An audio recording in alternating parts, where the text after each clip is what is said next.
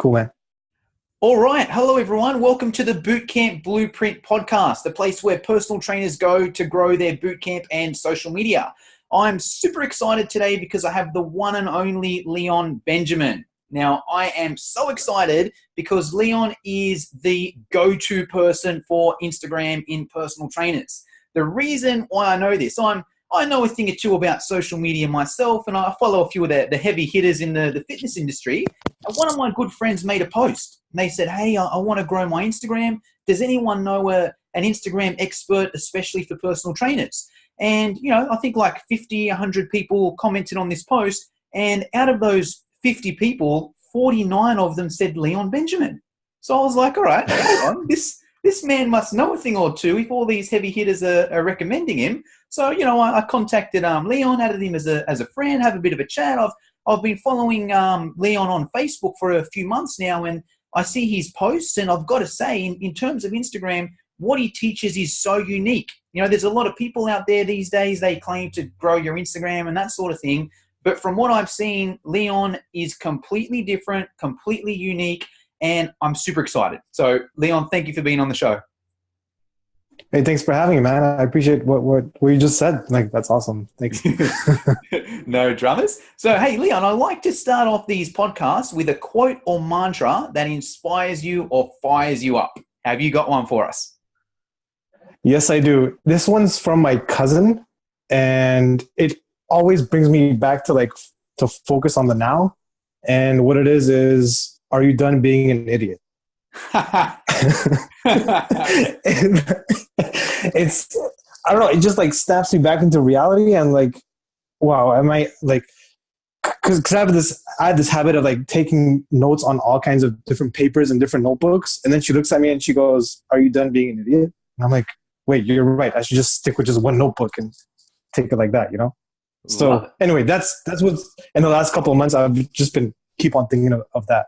Love it. Love it. So, hey, to the listeners out there, if you're in that sort of position, you're wondering, okay, what have I got to do to be successful? Step number one, stop being an idiot. All right. So I love that. Love that. Now, Leon, I know I gave you the listeners a bit of an intro on that, but if you can just give us maybe a sentence or two, just, narrow, what is it exactly that you do? Oh, and tell us where you're from as well. Yeah. Okay. So I'm from Montreal in Canada. That's in Quebec, so like the east end of Canada. So what I do is I help fitness professionals use Instagram for their business. So I coach them how to use it. I teach some basic things on how to use it, more on the strategy side, and that's what I help them do. Awesome. Love it. Well, hey, that's perfect because that's exactly what I want to talk to you about today. What I want to do ideally is, start broad, and then we'll get more specific. So a lot of the people that I speak to, and probably a lot of the listeners listening to this, they've probably got Instagram. So if you're listening to this, we're sort of assuming you've got Instagram, but you may not be optimizing it. You might have it because your friends told you that it's good, or someone's told you that if you're a personal trainer, you need to be on Instagram, but you're on there and you're not quite getting the traction that you want. That's what we're going to sort of discuss here. So let's start there, Leon. Let's start with, do you think a personal trainer should be on Instagram, and why? Or why not? I definitely think that they should be on Instagram, 100%. Because the fact of being in this space is so appealing to the eye. It has fashion, it has food, and it has like fitness involved. And just those three things are so like evergreen at the same time as well. So it's like, a lot of people are going to be attracted to it naturally by just seeing photos of people at the gym getting more healthy and just showing up. And yeah, I think that's really important right now, to be on Instagram as a platform. And yeah.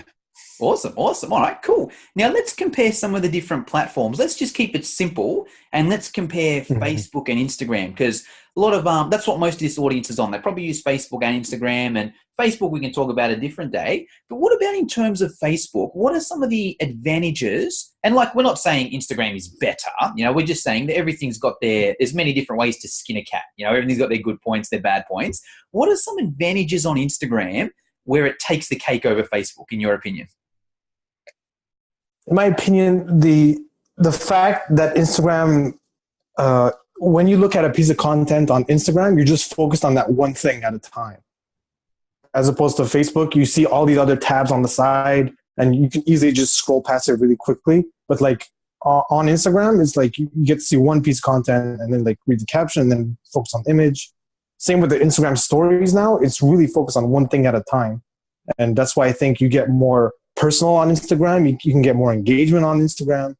And people like, they love seeing the behind the scenes with you as if they're with you right there, like while you're doing your workouts or while you're training someone else. So I think that's why it's more powerful in terms of, compared to Facebook. Yeah, I love it. I love it. To be honest, I've never even thought of it like that. You know, you open up Facebook and you've got all the left side's one thing and the right side's one thing and all these different tabs and all these different things going on. On Instagram, it's that one bit of content. You see the photo, you see the description, then you scroll to the next one. And what I even thought of just even then, even if you just go to someone's profile, let's say if I was going to check out your profile and I click on you, I can probably see like your last 10 photos in one little screen on my phone, you know? Whereas if I clicked on your Facebook one, I'm going to have to scroll and scroll and scroll and scroll and scroll and scroll and scroll. Whereas Instagram gives you a good snapshot, you know? And I love that behind the scenes as well, because you just actually gave me an idea. Remind me, before we get on this podcast, let me take a screenshot of this little screen we got going here, and then that can be my Instagram content and my behind the scenes, you know? And I promise to tag you as well. There you go. But all right, cool. All right, now let's say a trainer's watching this and they're like, all right, cool. I see where these guys are going. You know, Instagram's a skill. I want to take my Instagram to the next level. What would you recommend? Where's the best place to start? Should they, you know, get a photo of their dog and post it on there? Or should they take a selfie? Or should they go and follow 100 people and then unfollow 99 of them? What's sort of the best strategy you'd recommend to start?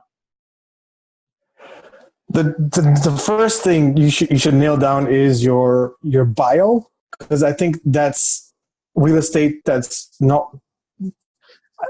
not well done at first, and that's really important to nail down.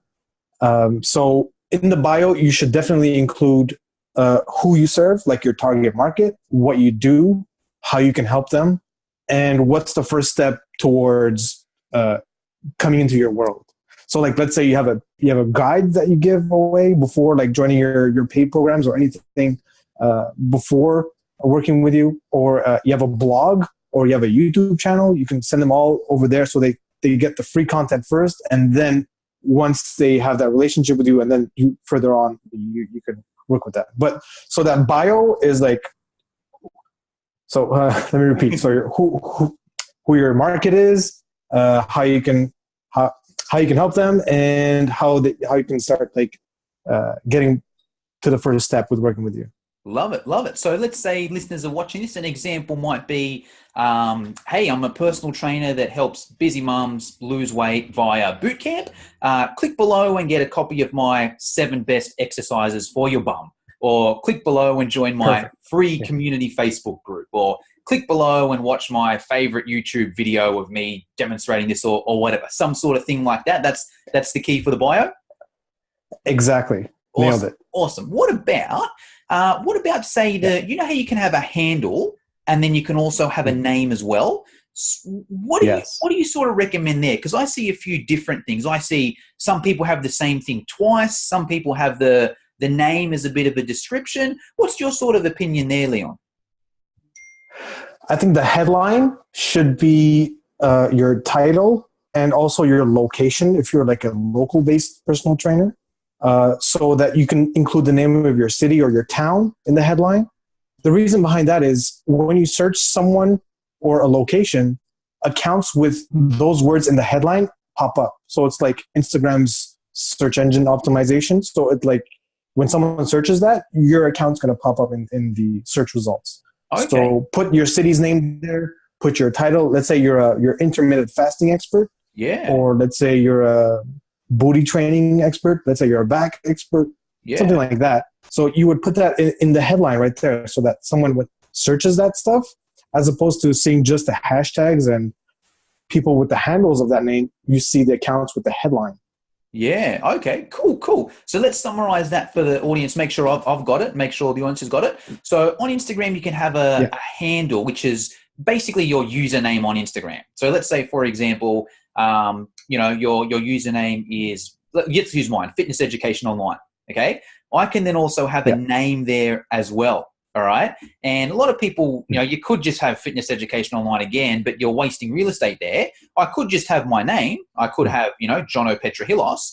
But, that's not going to be as optimized where if I had Jono Petrohilos, Cogra personal trainer, Jono Petrohilos, Cogra outdoor boot camp, something like that there. Because if people are just scrolling through Instagram, they're just going to see the username and the name. So if I just had, Fitness Education Online, Jono Petrohilos, they're not going to know what I am or what I do or whatever.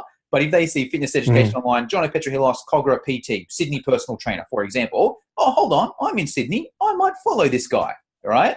And then same sort of thing. Let's say someone's just trawling Instagram, right? Okay, I live in, Cogra in Sydney. Let's see what's going on in Cogra in Sydney. Where are the cool cafes or the cool clubs or whatever? They type in Cogra, and then I'm going to come up there because it's got Cogra in my name, right?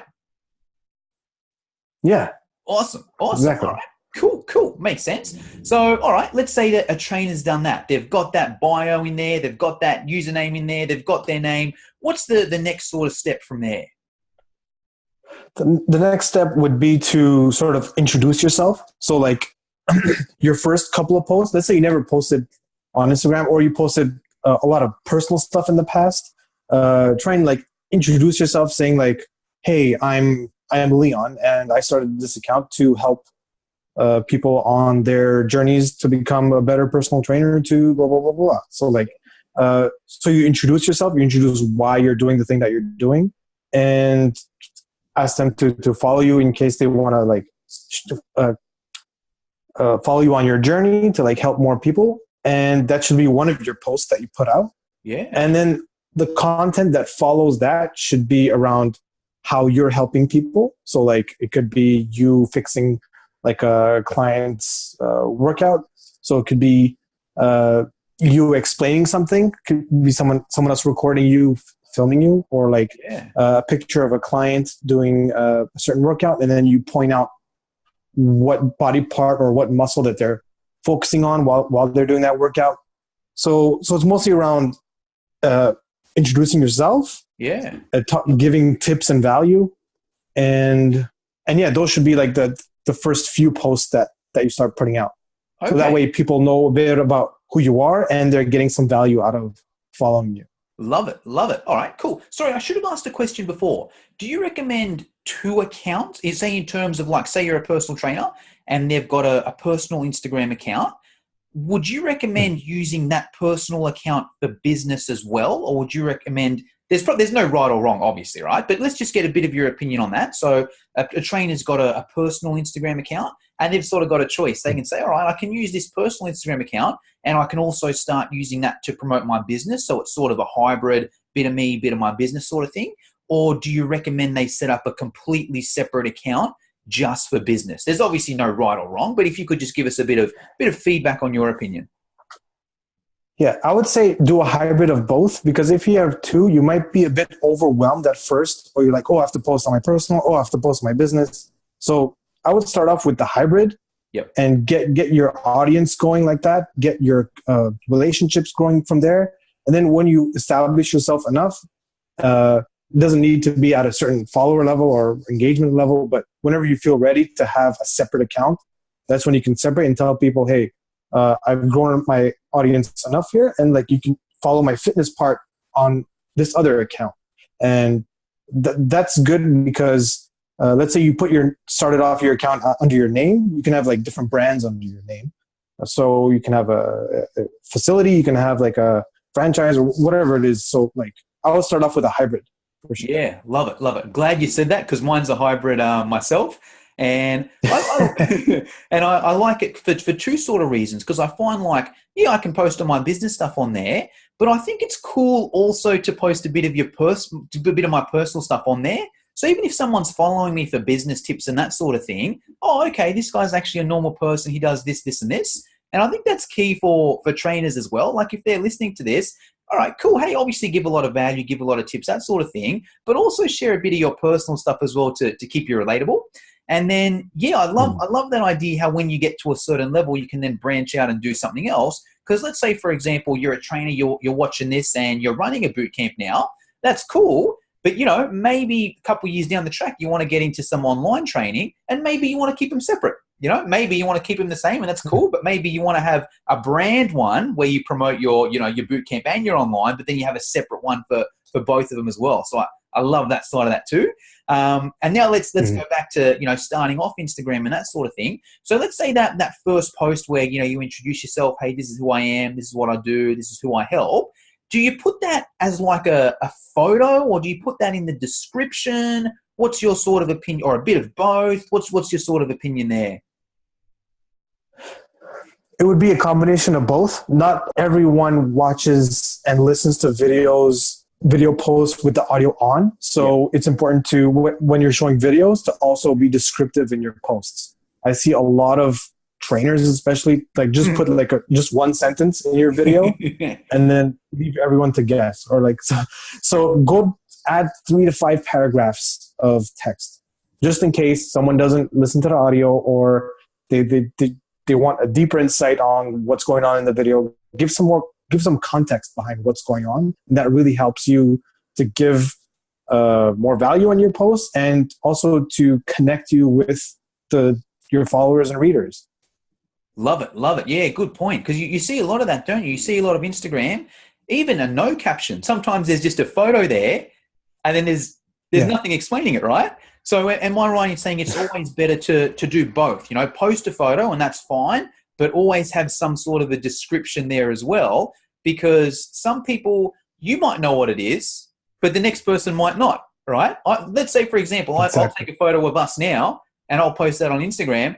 Hey, I know exactly what I'm doing. I know who you are, but some people aren't going to know what the hell's going on here. But if I was to put a bit of a description, hey, I'm so excited. I just had an interview with the Instagram expert, Leon Benjamin. By the way, I'm going to put it on YouTube. Here's the link here, or it's on my podcast. You know, go to my bio and click the link. It's going to have way more engagement than just having that photo there. Is that the summary of it? That's right, man. Awesome. You got it. Cool. Well, hey, let's talk about hashtags now, Leon, because this is a controversial topic, you know, and once again, there's probably no right or wrong, but you know what it's like. Trainers start asking, hey, what's the best hashtag I should use? How many hashtags should I use? Should I put it in the comments? Should I put it in the description?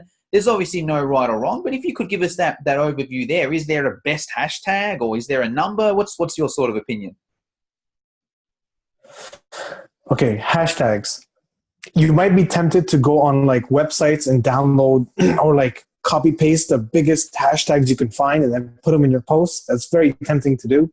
But I would be very careful with that because you might be attracting the wrong crowd. Because number one, those hashtags are extremely broad. And number two, that there's a lot of spam and robots that crawl on Instagram still. So you might be attracting spam comments. People can just comment on your stuff, just like emojis or like come check out my page and stuff like that. You don't want to attract those. So what I recommend for hashtags is to go for more specific words. So like, let's say you're explaining a workout. Let's say you're explaining like a bicep workout. So then you search bicep and then maybe you search like bicep curls and then you go more and more focused on what the exercise is, and that's going to find you smaller hashtags that are more relevant. It's going to be a smaller size and people are actually going to be more interested in those hashtags anyway. So I would suggest finding hashtags between 5,000 posts and 100,000 posts. And that's going to allow you to, you're not going to completely eliminate the robots coming to you, but you'll significantly reduce the amount that comes to your account that way. Plus, you'll attract people who are actually like loyal to those types of content anyway. So go for smaller hashtags. You can include like 5 maximum of the big hashtags just to get some traffic coming in. Yeah. And to start boosting your post a bit. But I would mainly suggest to go for smaller hashtags. Love it. So to summarize that, it's better to go for these smaller hashtags because even though you may not get as many likes, they're going to be better likes, right? They're going to be people that are actually caring about what you do, not just spam and robots and that sort of thing. And that actually comes up to a good point because I was watching this video the other day, Leon, and I'd love to get your opinion on this. They were talking about like social worth, you know, where there's this new term these days, social worth, which is basically how many likes you can get on a post. And it was sort of saying some people value that quite a lot these days. They value it even more than their net worth. You know, they actually prefer to have more likes than more dollars in their bank account. And some people even actually value that more than their self-worth. You know, they're willing to drop their self-worth to their social worth. What's your opinion on that? Is that important to just to get a million likes, that it doesn't matter what you do? Or is it better to get, you know, more specific likes from people that actually care about what you do? I think there's a balance between the two. You want a bit more likes, but you also want the clients and the leads coming in. So that's why you should include some big hashtags and the majority being more specific ones. So I think it's more important to get the people that will eventually turn to leads and prospects for you. So yeah, I should. I think that's my answer for that. Love it. All right, cool. And let's say, because I guess hashtags, you can use it in two different ways, right? You can either hashtag your photos, or you can then search hashtags for, you know, things that interest you. Should they be exactly the same, or could there potentially be differences between the hashtags you use on your photos and the hashtags you search? That's a good question. Because like you'll be tempted to use like personal trainer as like a hashtag, but you'll see all the other trainers use that as well. So sometimes hashtags will be good for you to use on your own post, and others would be just for you engaging on whoever posted there. So yeah, I think that there's a difference there. Yeah. And to answer your question earlier about the where to put your hashtags. Oh yeah. Like either in the caption or in the comment. Yep. I would suggest just put it in the caption. Yep. Like you don't need to overthink it. You don't need to like it's more for aesthetic reasons. Like if you have like your block of hashtags immediately after your caption, like I would put some space between it and just leave it at that. Like you don't need to break your head over it. Yeah, exactly. So yeah, I would just put it in the caption. Awesome. All right, cool. Let's go down this is going to be sort of a two-part question, right? Because the two common questions I sort of get with Instagram is A, how do I grow a following? And then B, how do I get leads, or how do I get leads or sales from that following? So and they're sort of related, right? But let's just try and separate it for now. What are some just really quick tactics that a trainer could use, like, and implement immediately now to start growing their Instagram? What would you recommend? If you could give us maybe your top 2 or 3, just, you know, we've got a bit of strategy at the moment, maybe a bit more tactical wise. What are some things they could implement like today, tomorrow, to start to increase their following? All right. So let's establish what we did so far. So we set up your bio. We set up your first few posts. Now, let's say you're using 20 to 30 hashtags on your posts. So now your posts are passively getting views and impressions with your hashtags there. The easiest thing to do now is to go to those hashtags that you used and start engaging with the photos that are already there. So as soon as your post goes out, try and go and like some pictures from those hashtags. You can like their photos, you can comment on them, or if you choose to, you can follow those people as well. Yeah. I would suggest to only follow the people that you want to see on your newsfeed, because you don't want to follow 5,000 people and have your newsfeed with that many people. Like, I think that's ridiculous. Yeah. I don't think you should go above 1,000 people that you're following. So anyway, so engage with the people that use your hashtags. That's number 1. Okay. Number 2 would be to make a list of 10 other accounts on Instagram that have your audience. So let's say you're a local business and you know that they might go to another gym, or they might follow another personal trainer, or they might have an indirect account. Let's say there's like a spa nearby, or there's like a health bar, or like anything that's related that your target market is going there, and start going after people who engage with their content, who's liking their pics, who's commenting on them. I would go after them and like their photos and comment on their stuff as well. So that's my number 2. And you can like their comments as well and go after them in that way. Awesome. Awesome. All right. So to summarize that, the first thing to do, so, you've posted a photo, you've got your hashtags on there, pick a couple of those hashtags, see the last few posts on there and interact with them, like a few photos, comment on a few photos. And if there's someone in there that really stands out, then follow them as well. That's sort of the first strategy there. And then the second strategy is write a list of 10 different accounts that have a similar audience. If you're running a boot camp, it might be the local gym, it might be the local supplement store, it might even be the local massage partner. Hey, it might even be the local real estate agent or something, right? And sort of see who's interacting with those posts there, and then go in and then start interacting with those people there, because they're probably in your local area, they're probably into health and fitness, and they're active on Instagram there. Exactly. Awesome. And I would add on top of that, like if you go to like a coffee shop nearby that you really enjoy, take a picture with the owner, or like take a picture there, and then tag them and mention them in your post and ask them to do something for the same too. So that way you guys like share your awareness within the location, that geography, Exactly. And it's I like that strategy because it's win-win, isn't it? You're sort of saying, hey, I'll do you a favor. I've got this audience on Instagram. I'll take a photo with you. I'll tag you. I'll tell my audience where I am, and that you might get a few new followers and leads and clients from that. And then they'll naturally just do the same. Hey, cool. I'll do the same. I'll tag you. And then it's just a good crossover, isn't it? Yeah, definitely. Like if you're working with another trainer as well, like shout him out too, or like have them shout you out. So like that way you guys can show that like you guys have both different expertise and that you guys are collaborating, and that's a good way to broaden your audience that way. Exactly. Spot on. And that's very good for this sort of audience as well, because most people listening to this are probably running boot camps. So, if you're running an outdoor boot camp, there might be a personal trainer that's doing, one-on-one in a gym for strength training, completely different. Shout each other out, because there'll be some crossover there, So I love that.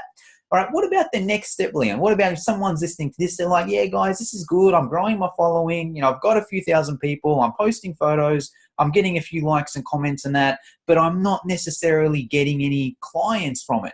What would be your top 2 or 3 tips there? How can we convert some of these followers into paying clients? All right, that comes in 2 stages. Number 1, you're going to ask for engagement with those new followers and people engaging with you. And number 2, you're going to tell them where to go next. So first of all, you need to start like asking some questions to get them involved with your content that you're putting out. Like, do they relate to it? Do they need help with something? So try and get them to comment anything that's like a micro commitment to something, so that you just start getting that relationship further than just being a follower that just likes photos. So you want them to comment. You can ask them to, like, do you have any questions? DM me your questions about our boot camp that's coming up, or something like that. So that way you get some interaction going. So the next step, let's say they started interacting with you, and then you tell them like, hey, you guys enjoyed this? We're actually having the boot camp here. You can sign up by clicking the link in the bio. And then, so you just tell them to do that action. And let's say you put that as a post, and then you make an Instagram story saying something similar, and you explain it a bit further in the stories. The reason behind that is you'll have 2 streams of viewers. So some people will just watch your posts and videos on your feed, and the other type of viewer is going to just look at the Instagram stories all day. So if they catch you on the stories and then you tell them about the bootcamp and your offer, just tell them right from your stories as well. So you engage with your audience, and then you tell them to join by clicking the link in your bio and taking the first step to working with you. Yeah, love it. Awesome. So it's like a 2-part process. First thing you got to do is get them to engage, even just a micro sort of commitment. And then the next step is sort of going for a bit more of a commitment, because you need I'm guessing the philosophy is it's hard to just sell straight away, right? It's hard just to, if you're just posting selfies of yourself all day and then it's like boot camp starts next week, sign up. It's a bit like, doesn't really work, right? But if you can sort of give value, answer some questions, give value, answer some questions. Oh, hey, by the way, the boot camp starts here. Click the link in the bio. It's a bit more of a flow, right? Yeah, exactly. And sometimes like you just need to repeat to tell them to click the link in the bio, because some people will just not take action on the first time. So like maybe it might take you like you tell them to click the link like every 2 days, every 3 days, and then they'll trust you, and then like they'll to diminish that barrier as well is you can show them what happens when they click the link in the bio, so that they're not surprised at like what happens beyond there. So that anyway, so the expectation is going to be there, you know, of like, oh, I'm going to see this page, I'm going to see that, so I'll be fine. Yeah. So that's going to help with the conversion as well. Awesome. Love it. All right. Hey, Leon, I want to start to ask you just some rapid fire questions now. Just, 3 or 4 rapid fire questions. They won't involve too much thinking in that. We'll just keep it quick. How many posts, how often should I post? Should I post every day, every week, multiple posts a day? Obviously, once again, no right or wrong, but what are some quick feedback there? All right. So your question was how many times a day? How many times frequency of posts? Yeah, exactly. Yep. Yeah, I would say 1 post a day and 3 Instagram stories minimum. A day? Yeah. Awesome. All right. Cool. Yeah. This might be a tricky one. What's your opinion on? Do you know what the decoy selfie is? Have you heard of that? No, what is that? The what? So the decoy selfie, I saw one on my feed today, actually. So that's when like it was an attractive woman, and she took a photo in a bikini, right? And it was quite a good photo of her in a bikini. And then she had a bottle of water just in the background, and it said, "Don't forget to hydrate." Is that is that a good sort of is that a good strategy there? The decoy, is that a good way to get people to hydrate, would you say, or what's your quick 2 cents on that? I mean, it won't hurt to like try that at some point. Just like if your followers know that you have like a sense of humor like that, then yeah. But I wouldn't do that constantly. Yeah. Awesome. I just threw that in as a bit of a joke, actually, but that was a very, very, very good answer. I might try one myself and see how it goes. Okay. What about, because you know what? No, sorry, you go. Oh, yeah. So so some big accounts, like you might see some really nice pictures that get a lot of engagement. It's not a bad idea to sort of replicate what they're doing.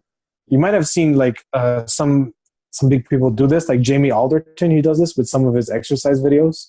So like he shows you like the wrong way to do it and then the right way to do it on the same video. And then he reversed the right and the wrong. And that just got him so many views and people engaged. So yeah, it doesn't hurt to like see what those other pages that maybe you look up to are doing, and then maybe recreating some of their posts as your own. Yeah, sounds good. Awesome. All right. What about common mistakes, Leon? If you could give us maybe 2 or 3 common mistakes that you see trainers make with their Instagram. To unfollow very, very like early on, and to go to, a lot of people want to get to the 10,000 follower mark just to see that K next to that number and to get, right? Yeah. And to get the swipe up, the swipe up to go to your webpage. But I think that's going to work against you, because you're going to sacrifice the engagement for the swipe up. So I would suggest to work on the relationship with your followers to get to that 10K slowly, as opposed to getting there really, really fast. Awesome. So I think that just be patient with it and focus on the actual relationship that you have with your audience. Yeah.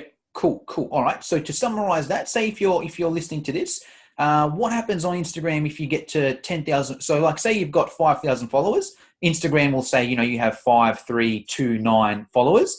But if you get to 10,000, it'll say 10 and then a K. So it it looks pretty cool, you know, to have the 10K there. But and the other thing as well is the swipe up. So correct me if I'm wrong, Leon. But if you've got 10,000 followers, you can post an Instagram story, and on that story you could say, you know, hey, here's me working out. To get a copy of my free ebook, swipe up and go to my website.